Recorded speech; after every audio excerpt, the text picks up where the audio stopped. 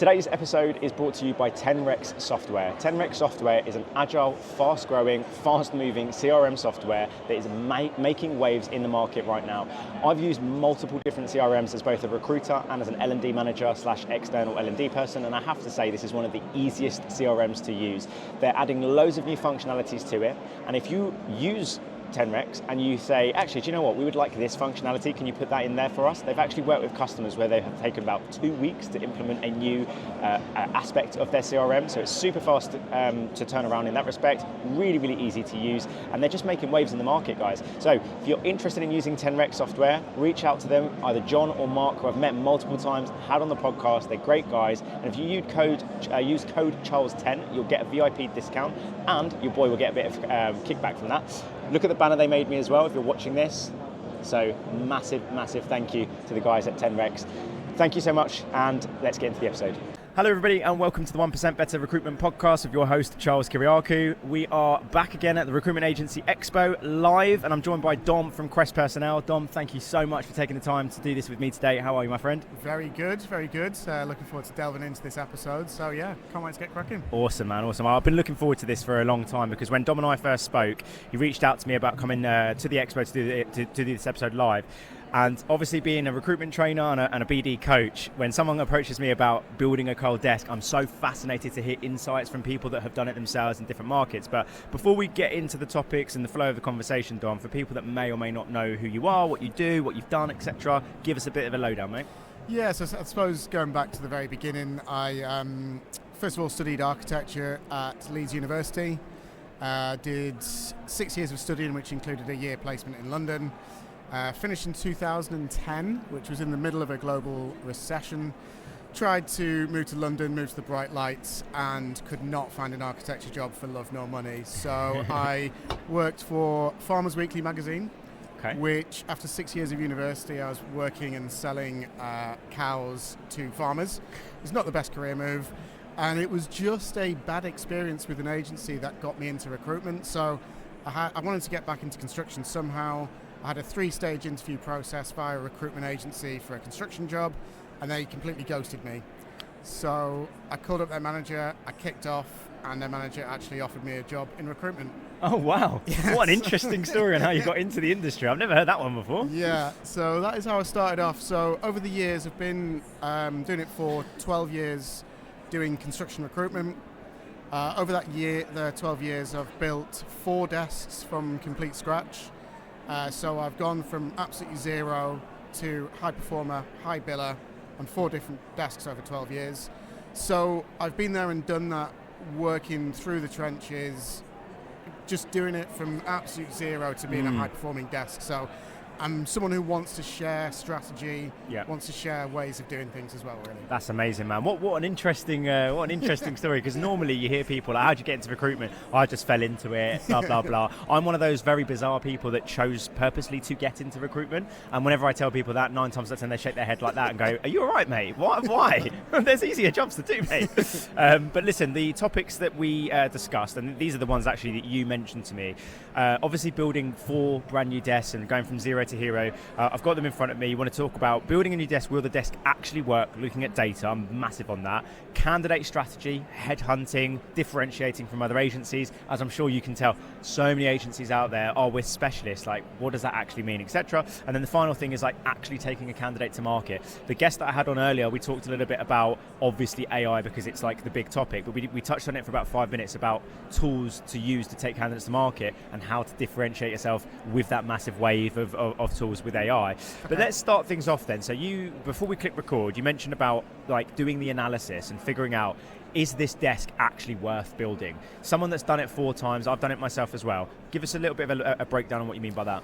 So I think you've really got to analyse the numbers and see if the desk is worth working, because as recruiters, we're forever optimists.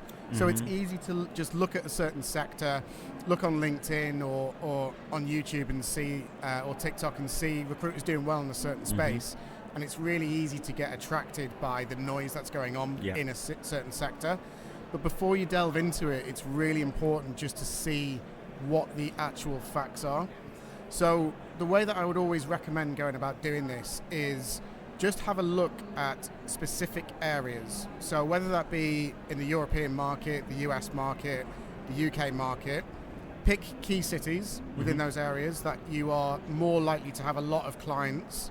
Find out how many clients there are in a certain area, find out how many candidates there are in a certain area, and figure out if that is going to make you business. Because if you're looking at it and there's only a handful of clients and a handful of candidates, it's not a business that's going to do well. Yeah. It's not viable at all. So there's different ways you can go about doing this. A lot of the time, if you're working in a recruitment agency, you can ask people in the business if there's like desks that can cross over. You can ask them what they think about branching into a new desk, if there's any crossover with the existing desks that you have. But also a good way of doing this is simply to go on to LinkedIn, type in the job title of the candidate that you think is in most demand in that sector, and just go on LinkedIn and see how many candidates appear in that search.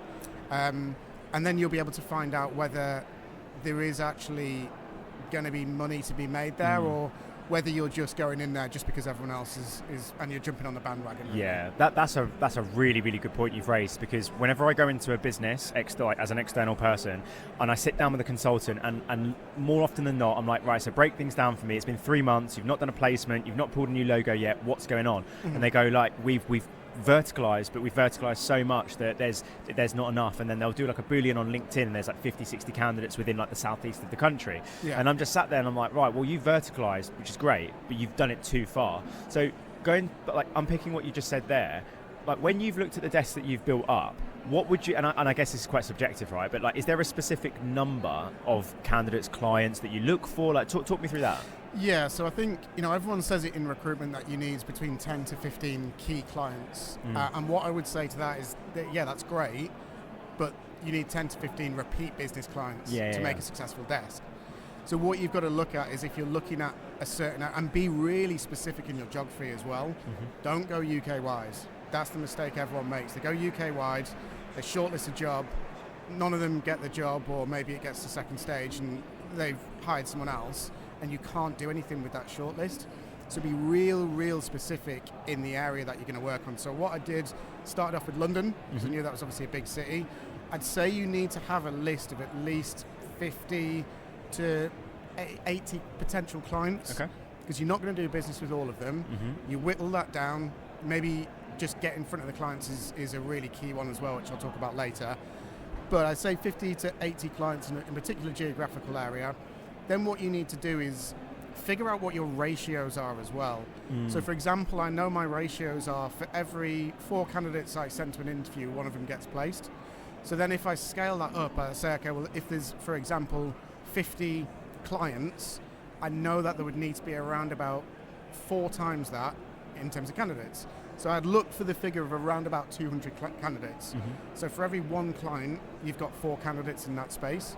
So I think that would be kind of a really simple way to go about getting a few basic numbers first before you launch straight into BD and just go in for it. Yeah, mate, that's incredible advice, and it's really, really good to hear, because hopefully people listening to this, they can kind of like open their eyes and go, actually, do you know what? Maybe I am doing too large of a territory. Maybe I am doing way too many job titles to recruit for, because I don't know if you've heard, I've heard this from multiple people about like the key to building a successful desk is having averagely of sort of 3 job titles ideally, because you don't want to, like, say for example, when you've done the whole country, and I don't know what type of construction, but let's say you do like civil engineer, for example, just hypothetically, you get a job in Liverpool for a civil engineer, fantastic, but the jobs that you just worked for in London, and then you get a job in like Swansea, and then you get a job in like, do you know what I mean? So you're just constantly starting from scratch, right? Yeah. And I mean, I can very much relate to that. Very close. We work in structural engineering. We have got a civil engineering desk, so that was great. Good guess. Great.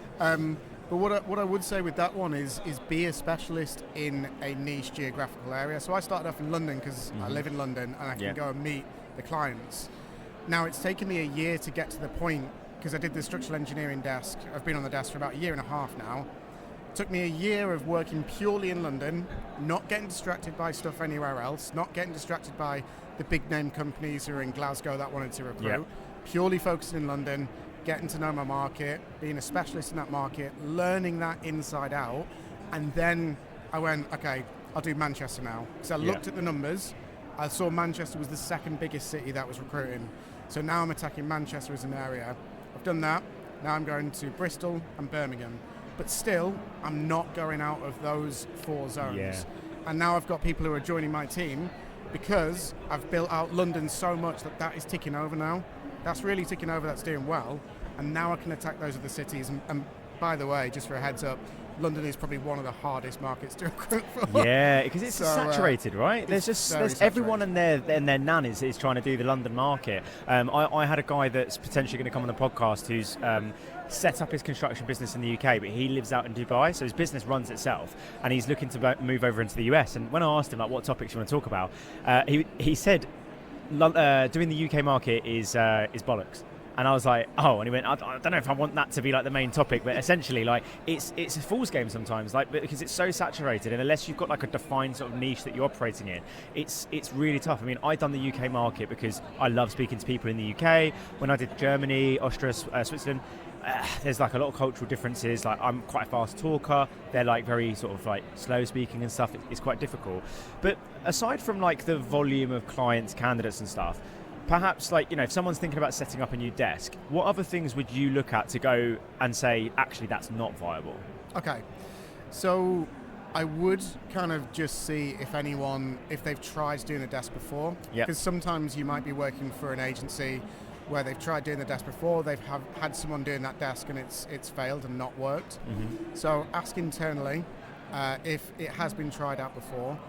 Also, it's very hard to set up a desk on your own with no support, with no one around you who does not understand that desk at all. Yeah, it's brutal. Because you can't reach out to anyone. And also, if you do try and connect with other recruiters on LinkedIn that are doing that desk, good luck to you getting information from them. Yeah. They're not going to want to show off their secrets.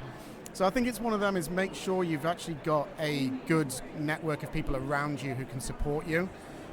Also, if there's absolutely zero crossover to what your desk is doing currently, then that's also making things harder as well. But the desk that I haven't seen work before is where there's, let's say for example, there's a team of 50 structural engineers and 2 of them do a certain thing, and you recruit for just those 2 people. Yeah. There's not an awful lot of volume for you to actually go for in that. Granted, the fees may be higher.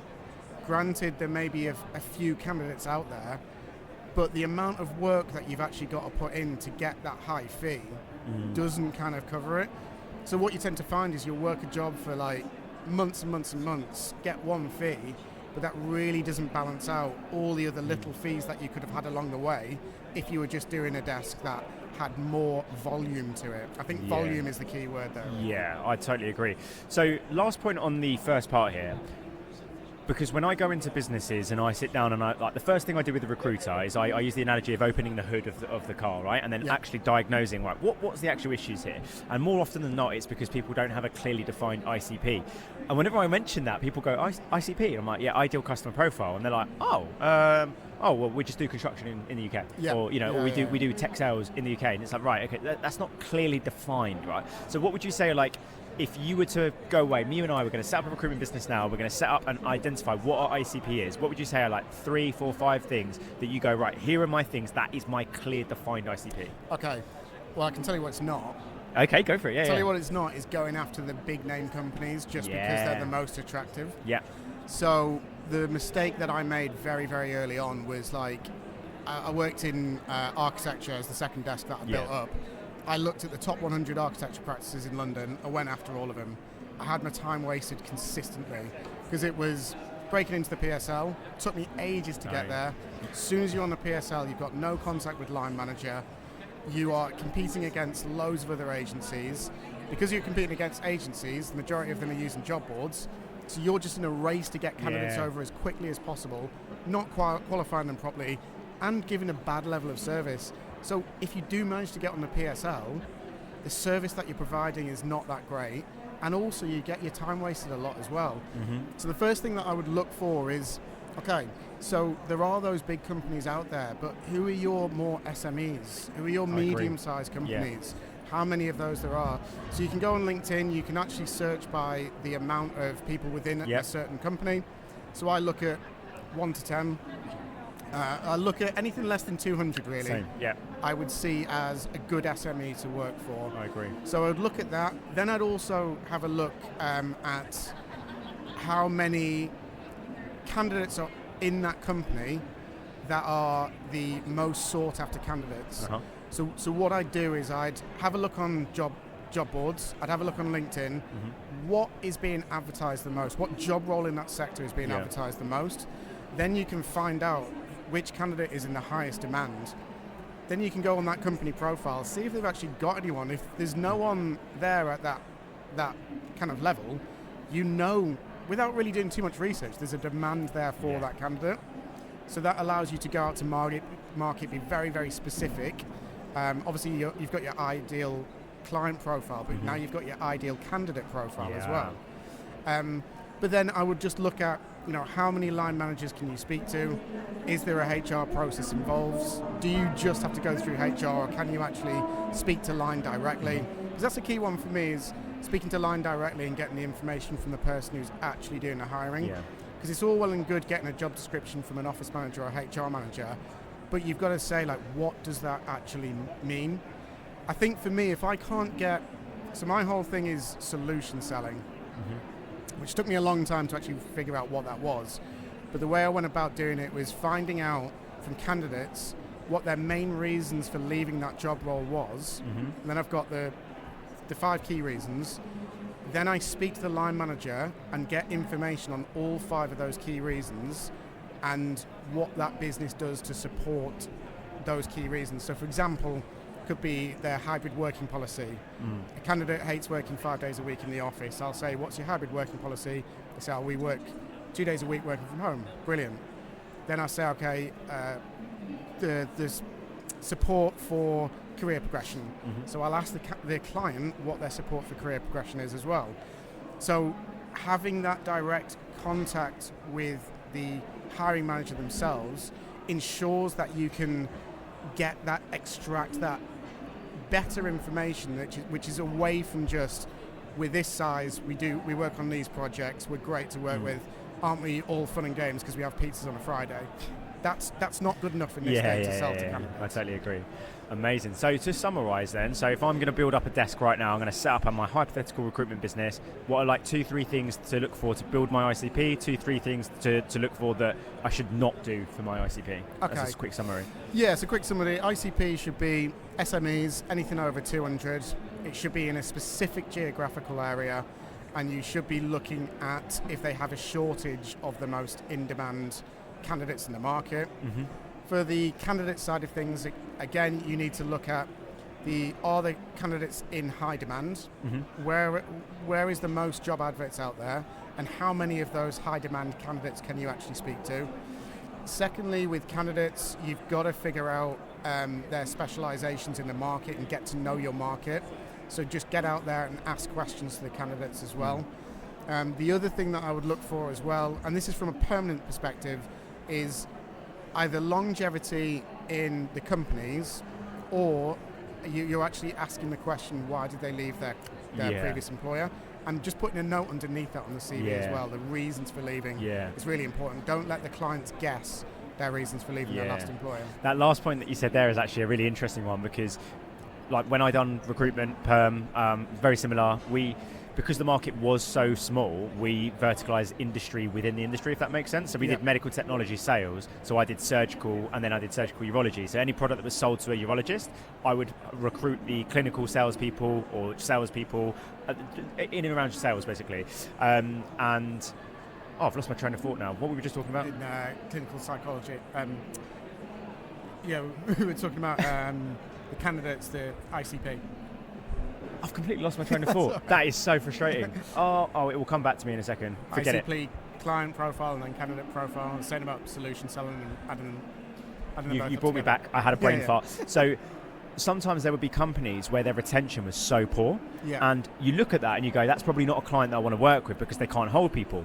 But then when you flip it and reframe it in your head, if you can convert them and educate them, that can be the best client. And we had this one client that was so stubborn, didn't want to use agencies, and we just used to take people out of their business. So as soon as the guy would work for they only hired attractive young men, by the way, very strange. As soon as it hit a year, they would all leave and go to bigger and better companies. Okay. And we kept on reaching out and going like, oh, Dom in the Northwest has recently left, don't worry, we're going to sort it. Couldn't hire that person, so-and-so in the Southeast has just left. So then we eventually were just like, guys, like you're losing people at a year. Cost of a bad hire is like 4 times the annual salary. Like you guys are hemorrhaging money. If you just spend a fee with an agency, you'll actually save money. We educated them and then built their team, and they turned out to be a fantastic client. So it can be a bit of a double-ended sword. If a company has got bad retention, sometimes it's, in construction especially, they could just be a nightmare to work with. Yeah. Or if they're like open-minded, have that growth mindset, you can educate them, they could be a phenomenal client.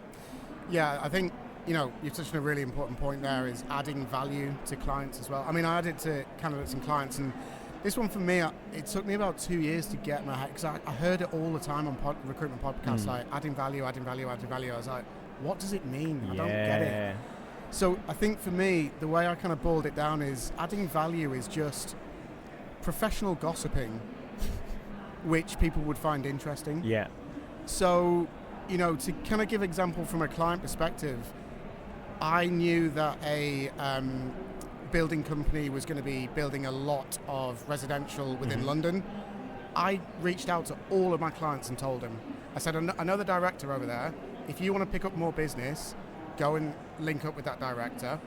And I still dine out on that. 6 months later, I still dine out on that one bit of information. Wow. And each company doesn't know that I've told every single other company about it, but that's adding value. That's ultimately giving them a piece of information that's going to help their business. But then also from a candidate perspective, so for example, where do I add value from a candidate perspective? Well, I know recently there's been a group set up that focuses on sustainability and structural engineering. I went down to the networking event, I thought it was great. With all the candidates I talk to, the last thing I say, even if they're not looking, I say, by the way, I'm going to share with you the link to this website. I think it would be great. I think you talked about sustainability, you're passionate about it, why don't you come down to the next networking event? Or little things like I've recorded a CV writing workshop on LinkedIn. Oh mate, mega. It's a 10-minute video, how to construct the best structural engineering CV, and it's a 10-minute video. I send it to candidates. Mate, it's like that kind of thing. So when we before we started recording, we were talking about like what is specialist. So many recruitment agencies say they're specialists. I just wanted to say what you've just said there. That's being a specialist, adding value, like actually being specific with the value you're adding, going the extra mile. All these types of things are absolutely phenomenal. So now we have I'm going to paint the picture here, the imaginary hypothetical business you and I have just set up. We've got our clearly defined ICP. We're going to get civil engineers up in London or the Northwest, whatever it is, right? We've got our ICP and our strategy to begin with. I always give the analogy that if you're going to set up a shoe shop, you're not going to go and get customers first. You get your product. You want to stock your shelves full of product and then go and get customers. 100%. Whenever I did a training academy, they always used to say BD first, not candidates. I think that's wrong. Yeah. And you said that when we first spoke. You said like the first thing once you've identified your ICP is your candidate strategy, like differentiating yourself, headhunting, and actually going out and getting people to then like obviously take to market and stuff. Talk us through that then. So the first thing to say as well is that going back to the original question about knowing whether a market works, you've got to be in a market that is candidate short. Because if you're in a market that's candidate heavy, there's no business to be had there. That's a good point. You are competing against other agencies and they're getting so many candidates for one job. You need to be in a market that's very, very candidate short. So the way that I went about doing it is what I said previously, is just looking at what candidate is in most high demand. What are the job boards saying? What are they looking for? What areas are they looking for that particular candidate in? And then you just go out to market. You get 4 or 5 of those key candidates, and you're already increasing your percentage chance of clients coming back to you or being interested, because you know that candidate's in high demand at the moment. Another way around I would do it is, if you do use job boards and you can get the ability to speak to people quite quickly, just ask the candidates that you're speaking to, out of interest, what job roles have you been pitched to by other agencies? Yeah. Then you're also gathering that information as well of which job roles are in most high demand currently, but you've just got to be really, really strict with your time. Yeah. If you come into a market and go, right, I've been given a director level role that's paying 200 grand, and you go, right, I'm just going to do directors from now on, it's going to be much harder for you. Yeah. So I always say kind of go in at high demand and then work your way upwards. So it's all about knowing what your average fee is, and then always trying to increase that average fee incrementally. So try and increase that average fee. Try and do the same amount of work for more money. Yeah. So that's the kind of the way that I'd go around. Yeah. It, really. That's actually a really good point, because I remember when I done medical technology sales recruitment, and because I did the UK market, naturally, as you can imagine, salaries are going to be a little bit lower than my colleagues that did Germany or America, where it's like 100k salaries. It's like, what am I wasting my time in the UK market, right? And I'd probably say 3-4 times a year, a client would sit there and say, right, we're looking for a regional director or a European director or whatever. But then when I started to think, right, I've just done an Eastern European sales director role, it was 150k on 30%. I need to do more of that. There was not that many jobs out there. So like when I had like a good candidate, and you know what it's like there's a lot of those open to work directors that got like 50 years experience, and you're trying to spec them out, and like all the replies are, they look great, but our director's performing amazing. So it's kind of, it's really, really difficult to do that. But what I want to ask you about, right? So I speak a lot about this on the podcast about speccing out, right? Yeah. My whole thing with speccing out, I didn't have Sourcewell, I didn't have AI, I didn't have like these automated like email follow-ups and whatnot. I was hyper-personalized, and I rarely did email spec outs. What I used to do is I directly pick up the phone, do my research, make it very, very thoughtful, and go, I have a candidate here, and this is why I think they're relevant, and I work with your competitors, etc. What's your advice then to take candidates to market? And by the way, it can be email marketing as well, but like, what's your advice for spec-in, taking candidates to market? Yeah, I think the best bit of advice I can give is don't rely on one source too much. So if you are going to spec, make it super personalized to the people that you're specking into. So have a quick look at their LinkedIn profile, see if they're actually recruiting for that position. Yeah. Great. If not, make sure, because the hardest thing is to get them to open the email itself, because they're getting bombarded with rubbish candidates from agencies that don't know what they're doing. So what you've got to do is make it super personalized. So maybe just a case of, what I do is I put a recent project win that they've just had in the title of the email, and I just say, hi so-and-so, congratulations on winning that most recent project. I'm guessing that I know in this market is candidate short on this. I have this candidate that covers that, but is also relatable to the project that you've won, because they've worked on similar projects or similar material types. They can lead projects from start to finish. And also what you've got to close off on is everyone wants to know about saving time and money. So if you can save a director time and money, demonstrate that in the email as well. So this candidate actually saved their clients X amount of money by demonstrating this. But what I've also done as well with the specking out thing is I've got kind of AI software that I use when I'm Teams meeting people, and one of the questions that one of the answers that it generates is, talk to me about a career highlight. Okay. So I'll get candidates to talk to me about a career highlight. Naturally, when they're talking about career highlights, I'll ask them about their strengths, and then I'll just put those AI automated notes into the email as well. So not only am I relating it to the company, but I'm saying that the value that they're going to add to the company as well. That's power. Just through questions that I've asked the candidates as well. Oh, that's awesome. That's the kind of stuff I like to hear about with the utilization of AI, the automation, because that stuff helps speed it up. And the guest I had on earlier today, he done a post about like AI and how the exhibition where we're at today, 115 times it's been mentioned on various stands, talks and stuff like that. And I think a lot of people are almost getting AI fatigue, and it's like everything is like, it's exhausting. But I think if I was a recruiter again, if I could have some tools like that added my notes from my meeting immediately onto the CRM, that could build me a write-up so that I could be on the phone more, then that type of stuff is incredible. Yeah, I'm a little bit older, I'm nearly 40 now, but I was so against AI. Honestly, I was like, no, got to be old school, got to be on the phone, got to write down notes, got to be pen and paper, that's it. But I think you are completely right. If you use it in the right, there's so many things out there with AI that make it sound super easy to do recruitment. Do you know what? I can just work from home, sit on the couch and let the computer do the hard work for me, and I'll be a millionaire. But realistically, that's not like, you get sold that dream, but it's not the way it works. Yeah. The way it works is it adds additionally to what you're already doing. So for example, the AI software that I use for Teams meetings, I say develop 4 bullet points that I can add to the CV after I've spoken to the candidate based on their responsibilities, based on their strengths, their career highlights, and their reasons for leaving as well. And as long as I ask all those questions, that will be generated in the AI. And I simply just copy and paste that onto the CV. Perfect. So already I'm not just sending a CV, I'm sending a CV with personalised notes in there as well. And then you can ask it other stuff like reasons for leaving, write me a sentence about that, or project information or stuff like that. But then I've also got it for client meetings as well. So I've got... Sorry to interrupt you. What software is it? We use MetaView. Okay, cool. Yeah, interesting. Because I know about Fathom. I've used Fathom a few times. That's quite very good. Similar. Yeah, exactly the same thing. Nice. But it's got like little templates in it that you can use. That's really, really but good. For client meetings, I've got exactly the same thing. Because what I did is I thought, okay, what information do I want to get from candidates that I can use to pitch to clients? And it was those 4 bullet points. Nice. So it's like, well, why don't we just let AI do the hard work for me?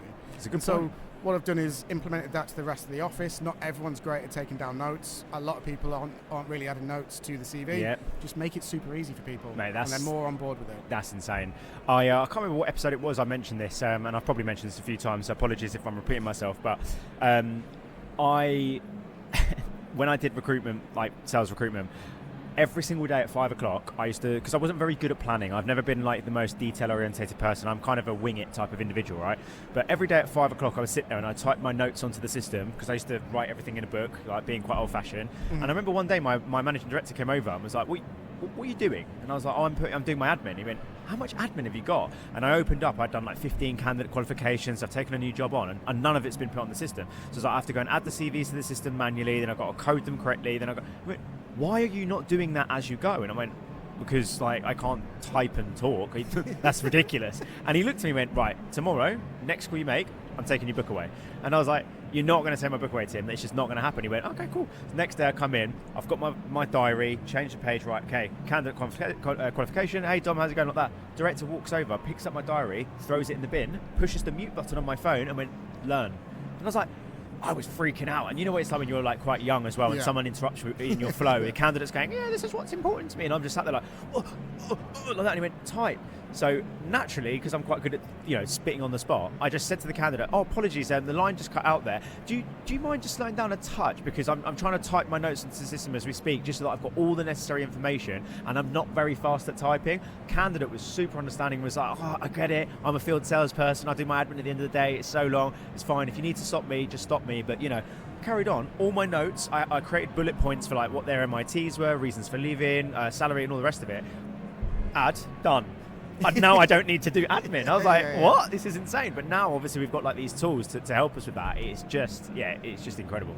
Yeah, it's next level what it's doing. And the other one that we use is we've literally just started using Device, sponsoring this, funnily enough. Yeah, they're literally everywhere, aren't they? But what I've done, particularly with Alfie, that's a new starter. So for him, he's not worked in the sector before. So what I've done on Device is had a list of questions that I would ask candidates to qualify them.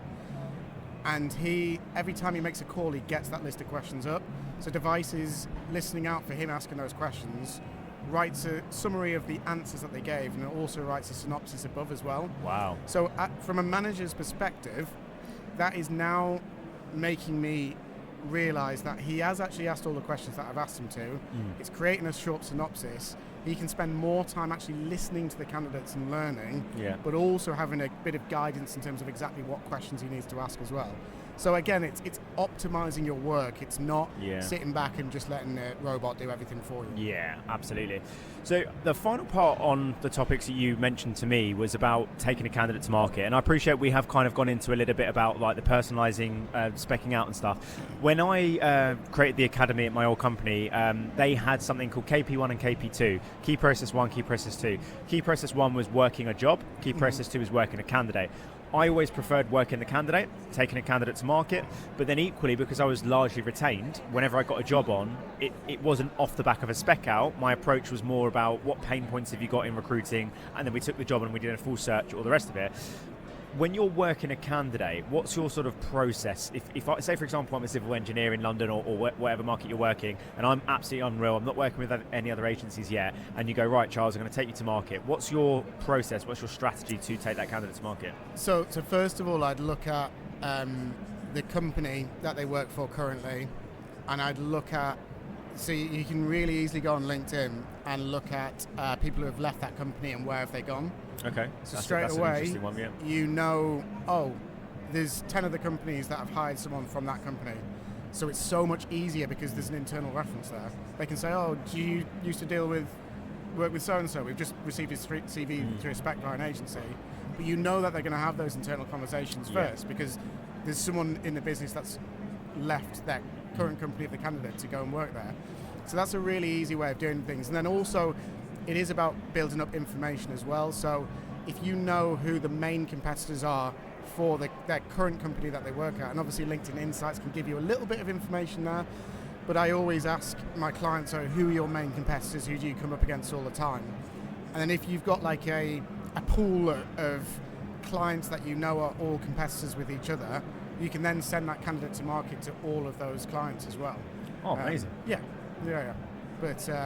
But yeah, that would be the main point that I would do, is just make it as easy as possible for yourself, really. Yeah, that sounds really good. Yeah. And just going back as well on the personalization on the emails, because whenever I'm sat there coaching a recruiter, and this is probably one of my biggest pet peeves, when I see their definition of personalization is hi first name as you're the job title at company, and I'm like, that's not really personalization. And what they're doing is they're sending that email to 100 clients, and the clients now, because every recruitment business is using these types of tools, it looks like AI slop. So then they're going to me like, Charles, I don't know what it is, I've got an amazing candidate here, I'm specking them out and I'm only getting a 5% success rate, and I'm like, you haven't personalized it. And they're like, oh, but my Sourcewell campaign says great personalization. It's like, yeah, because you've used the custom variables, but you haven't actually personalized it. The personalization isn't just the custom variables. So what do you do, and what advice would you have for people to actually personalize, say, for example, their emails? So a really handy one is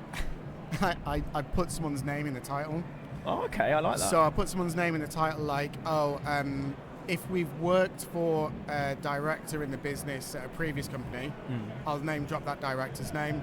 And say, we've actually worked for that director in a previous company, I know they work for you, and then just give a little bit of credibility there as well.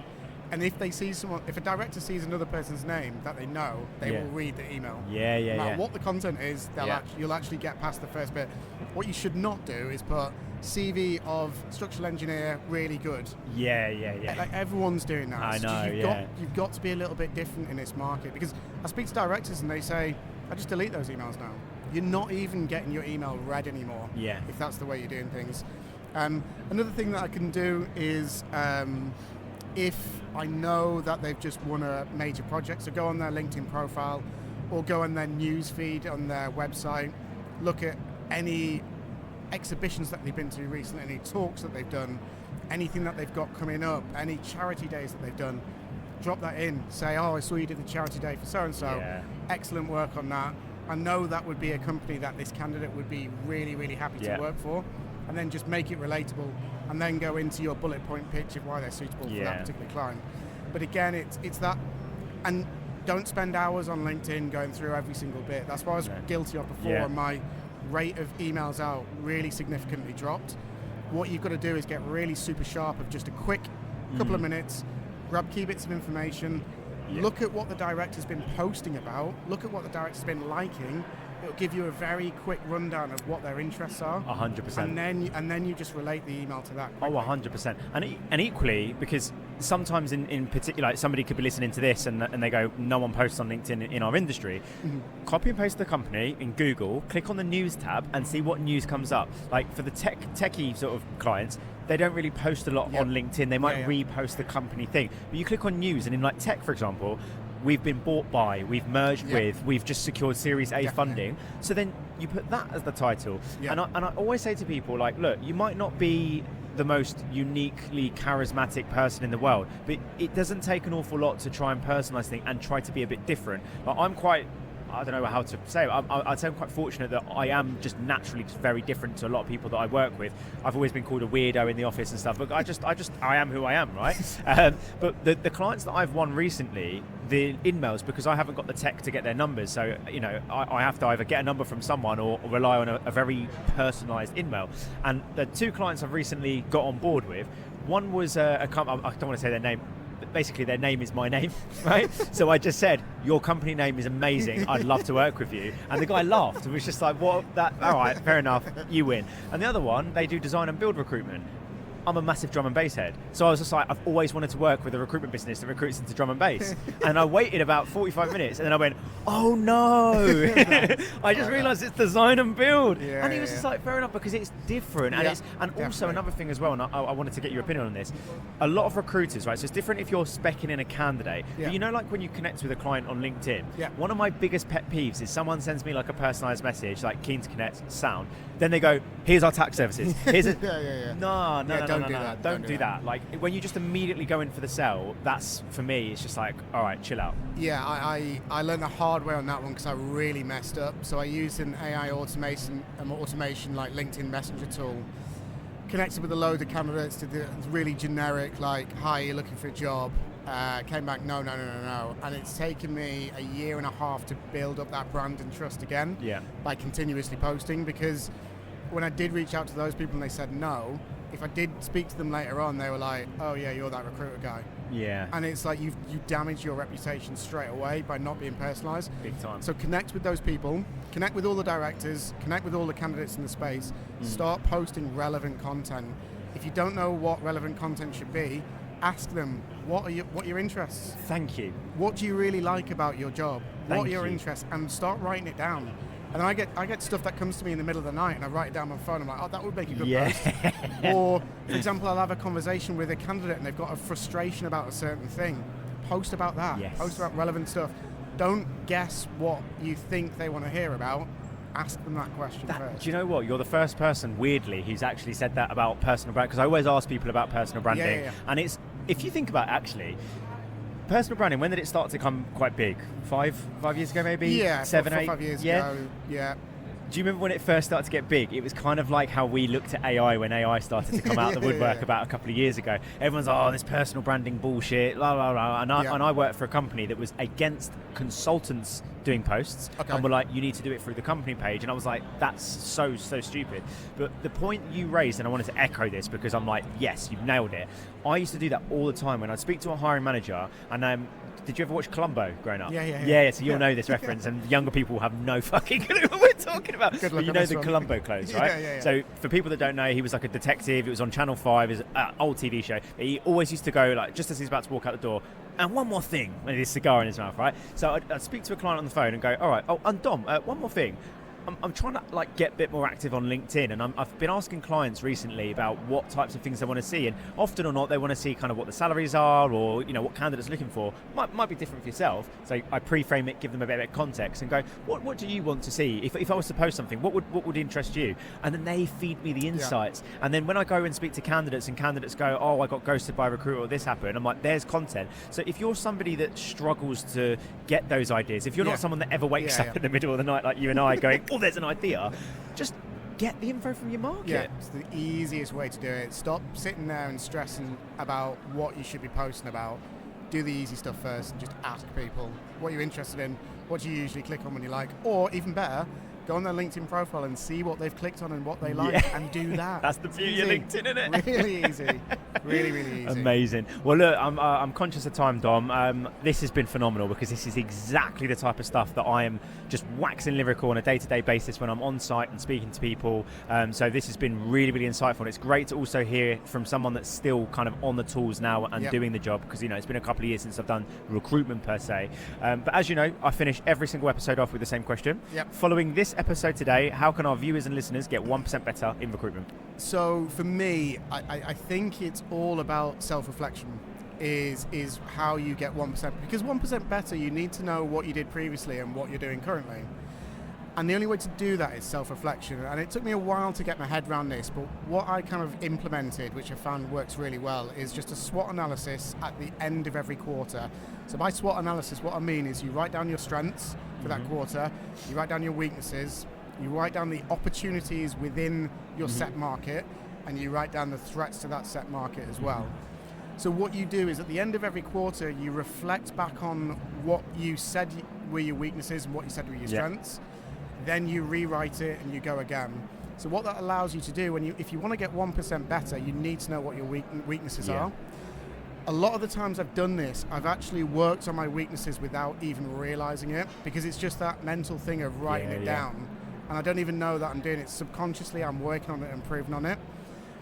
Also the strengths, you can give yourself a little pat on the back, because I'm the worst for just focusing on the negatives. Oh, I haven't done this, I haven't done that.